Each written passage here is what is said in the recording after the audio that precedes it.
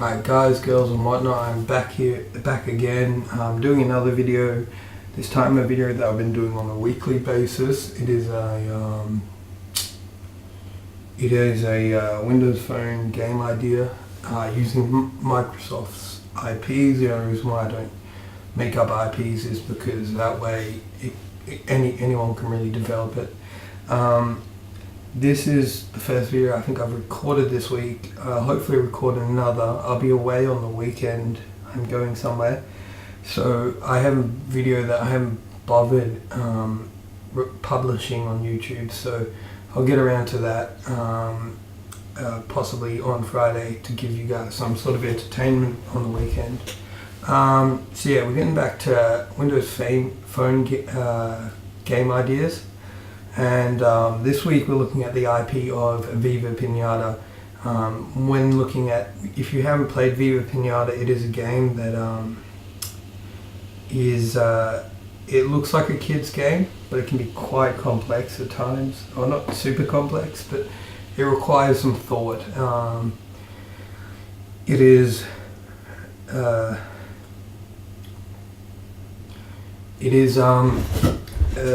game in which I spent about 2 weeks, 2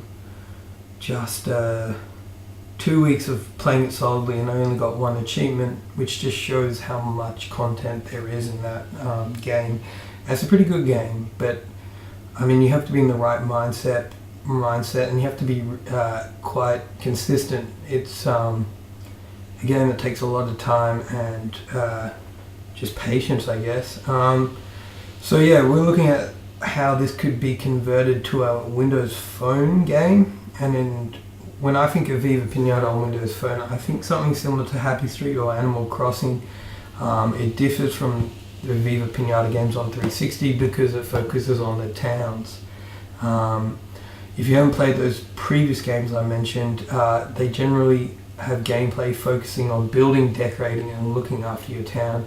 And one point to make is that there is no conflict between other villages, so it's not like Age of Empires Castle Siege.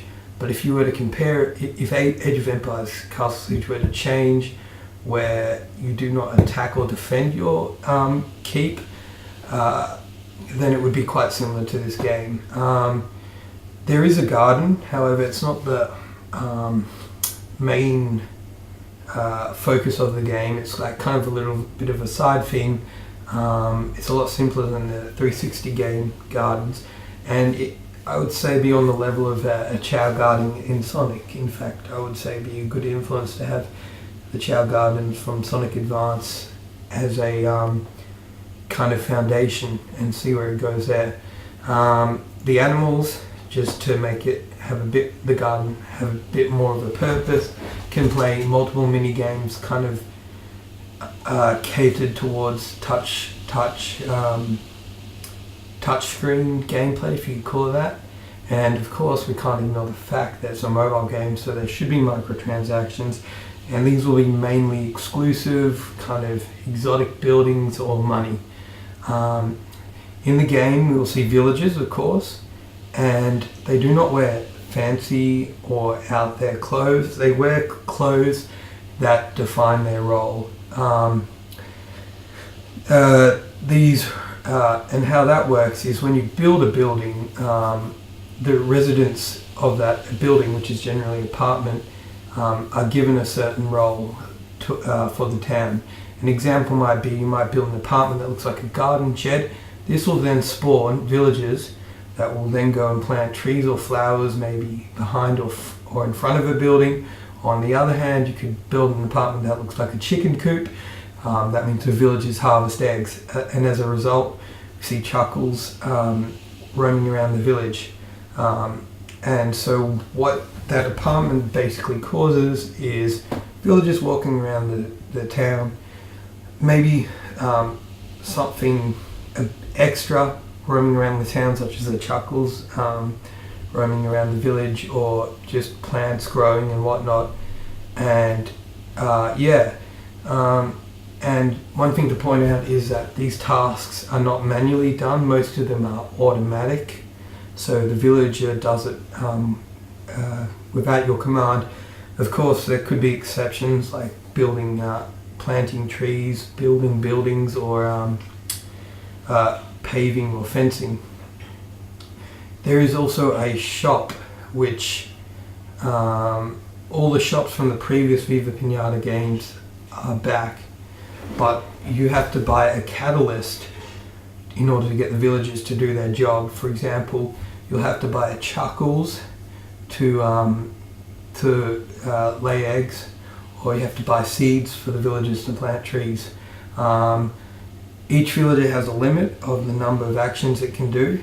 So the gardening villager would be only able to plant, say, 6 trees. If you want to plant more trees, you either increase the size of the building, or you build another building, creating more villages. Apart from the stores from the previous Viva Pinata games and the garden, you'll also start off with an apartment that spawns builders. And the thing is, if you don't keep building or upgrading these types of apartments, you'll lack builders, and you'll lack the ability to build other types of apartments. Therefore, it makes a builder's apartment the cheapest in the game. Other type of villages include farmers, doctors, musicians, multiple types of farmers, pavers, fencers. There's a whole list. It can keep going and it can keep expanding. And as for resources, I mean, I think candy should be certainly one of the resources, since it is in Viva Pinata. I'm thinking wood. I mean, there's nothing at all special in the resources department that differs from most games, except for candy. And the final thing is Arthur's Inn is present, and this is where other players have the ability to visit your town. And I hope, like Animal Crossing, they can actually walk around the town rather than maybe just helping you.